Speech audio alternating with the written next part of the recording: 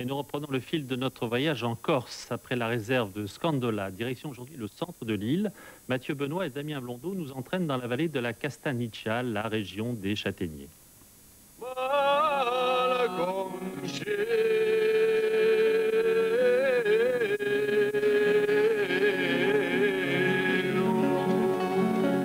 Tu es un châtaignier sans âge, un châtaignier géant au tronc creux, pour souffler d'énormes verrues de bois.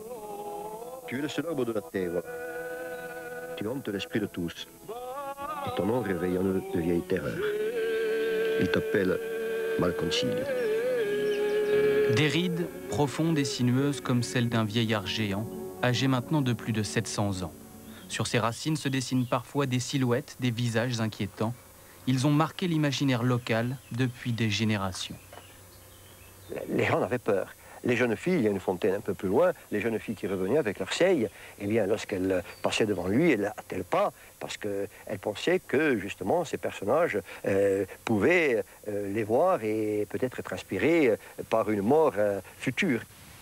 Pourtant, dans cette vallée du centre de la Corse, le châtaignier est omniprésent. La castanéiculture imposée par les Génois dès le XVe siècle a même donné son nom à la région, la Castagnice.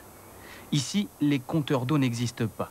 Des dizaines de fontaines et de nombreux torrents traversent la région, réputés pour la pureté de ses eaux de source. Elles sont presque assoupies, mais en certaines périodes, il ne fait pas bon de rester ici. L'eau monte à peu près jusque-là. Et j'ai l'impression que ce paysage, cette montagne qui nous entoure, elle me donne cette impression comme ça de fierté, avec ces églises, ces villages gris comme ça. Il y a une espèce de beauté fière là-dedans et j'ai l'impression que c'est ça le Corse.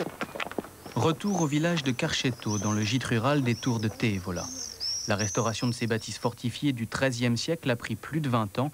Un lieu chargé d'histoire où les touristes peuvent découvrir les traditions corses et ses chants polyphoniques à 3 voix, originaires de la Castagnice.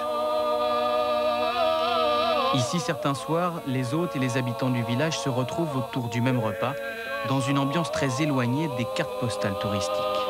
On a l'impression de baigner dans un univers un peu magique. Et c'est assez extraordinaire de se retrouver là ce soir. On sent quelque part des ondes qui passent entre les gens, quoi. Même si on se connaît depuis un quart d'heure. Loin des palmiers et des plages de sable fin, l'alchimie fonctionne ici à merveille. L'endroit idéal pour apprendre quelques pas de danse traditionnelle corse et découvrir que l'île de Beauté est au moins aussi belle vue de l'intérieur. Voilà Jean-Claude Rogliano que nous avons vu dans ce reportage et qui est notamment l'auteur de ce roman Le berger des morts, Malconsiglio, ce châtaignier géant, source de toutes les superstitions aux éditions France Empire. Et puis demain...